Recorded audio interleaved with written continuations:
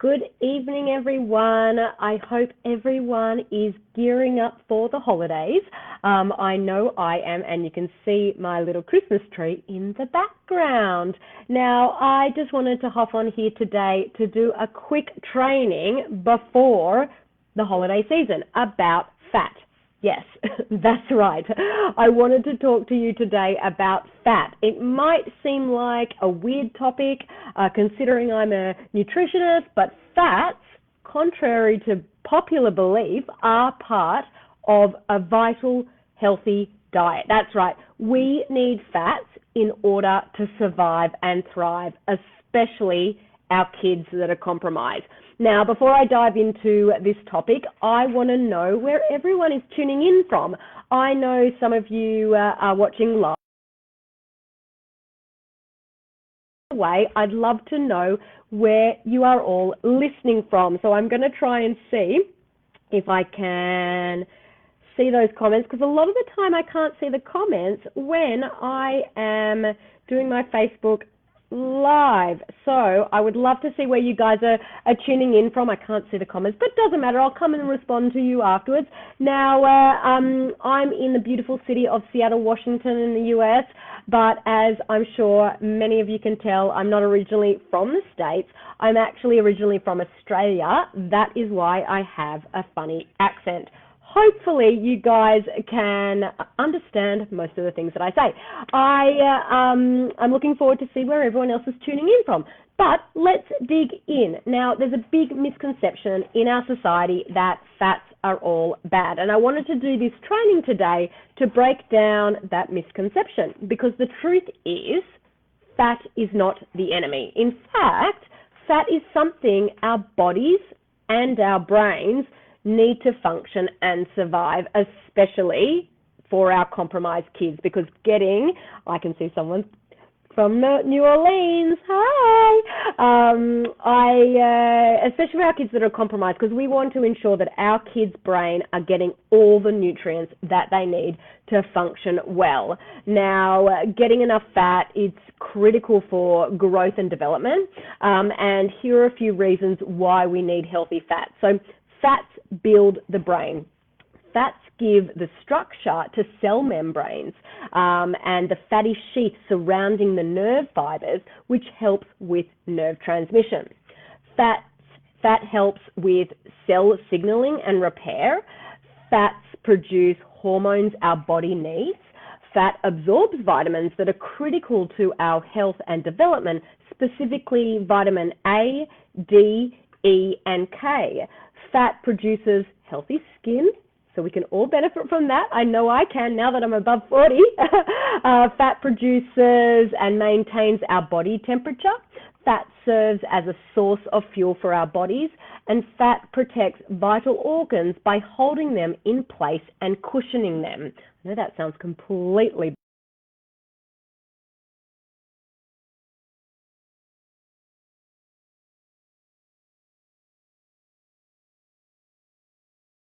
important for our kids. Now, there are definitely unhealthy forms of fat, though, and these unhealthy fats are the ones we need to avoid. So let's just talk for a minute about the three main categories of fats. There are unsaturated fats, there are saturated fats, and there are trans fats. Now, unsaturated fats can be divided into two categories. We've got monounsaturated, which are things like avocados, nuts, olive and canola oils. There are polyunsaturated, like omega-3 fatty acids and omega-6 fatty acids found in seeds, oily fish, nut and vegetable oils. There are saturated fats, and they've been generally simplified to include dairy foods such as butter, cream, full-fat milk, and cheese. They also include meats and palm and coconut oils. But the reality is a bit more complex than that. Most foods contain a mix of saturated fat, monounsaturated fat, and polyunsaturated fat.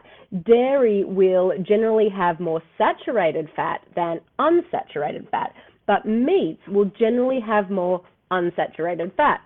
And organic, free-to-roam animals will have a much better acid profile than a caged or intensively farmed animals. Isn't that like super interesting?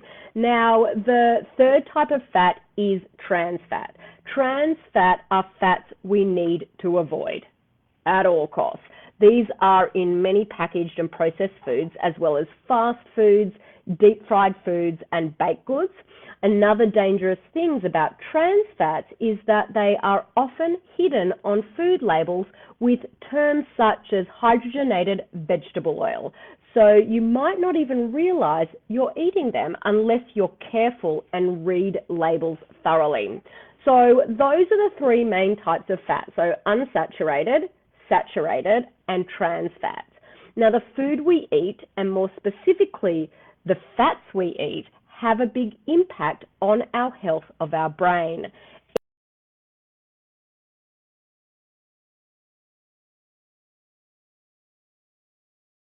Function, and this is so important for our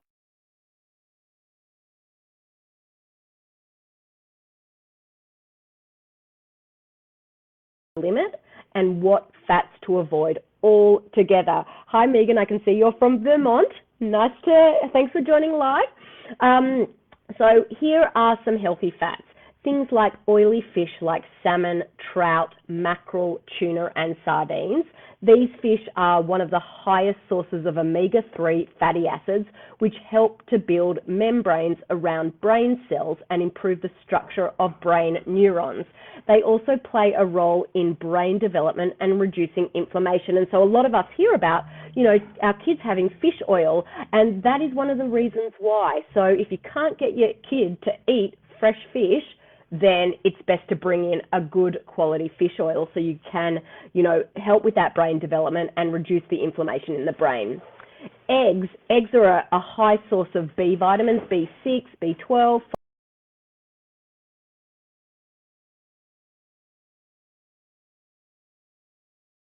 clearly.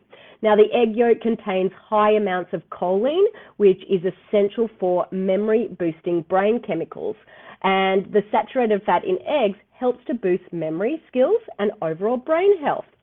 Now, I could go on and on and on, but I think right now, because given I've been on here for a while, rather than explain it all, I'm just going to list out some of those foods. Another thing is avocado, nuts like almonds, walnuts, hazelnuts, pecans, seeds like chia seeds or flax seeds or pumpkin seeds, olive oil. Now, I put olive oil in my smoothies. So I put a teaspoon of olive oil in my kids' smoothies. You wouldn't even know, but it helps improve memory and protects the brain. Be careful not to use it at a high heat in cooking oil because it can be carcinogenic if you do cook it at a high heat. So if you're going to do that, use things like coconut oil and avocado oil. Dark chocolate. Now, this is my favorite healthy fat, and dark chocolate is perfect as a treat or a dessert because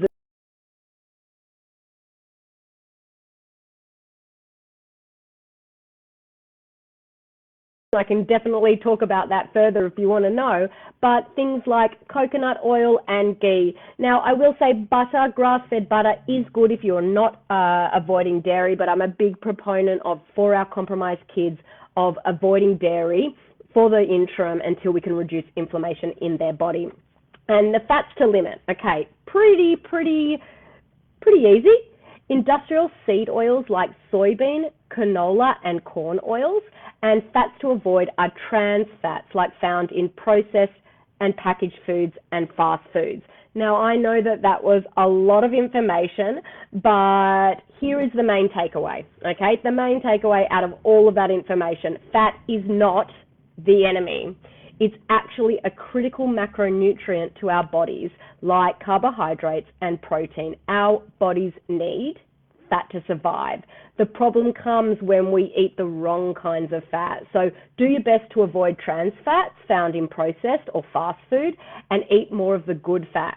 Now, my team and me have created a graphic to help you as you get started slowly and changing out your unhealthy fats to healthy fats. And if you'd like to receive a copy of this printable, comment below saying, I want it, and my team will get that over to you ASAP. We did share this previously in the group on a post a few weeks ago, but I know there were a lot of you that didn't get a chance to get it. So if you want it, type I want it, and my team will get that over to you.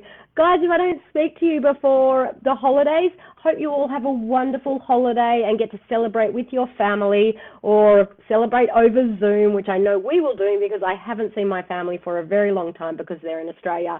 Anyway, happy holidays. Talk to you soon. Hope this was beneficial. Take care.